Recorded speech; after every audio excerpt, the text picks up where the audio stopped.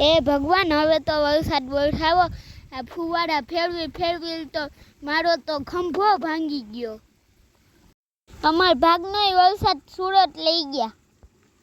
તો હાબુ વગરના ધોઈ નાખ્યા વરસાદે ને અમને પાણી વગરના ધોઈ નાખ્યા.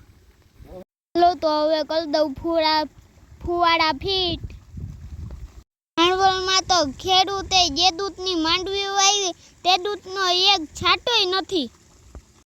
તે ઇન્દ્રદેવ ભગવાન ભાણવલમાં વરસાદ વરસાવતા ભૂલી ગયા લાગે. કેવું પડશે એને હવે.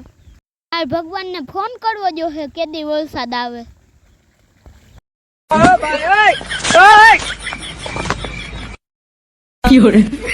તો ફુવારા ફિટ કરી માંડવીમાં પાણી ચાલુ કરી દીધું. મારો વિડીયો ગમ્યો હોય તો સબસ્ક્રાઈબ કરી દેજો. મારી ચેનલને લાઈક શેર સબસ્ક્રાઈબ કરી દેજો.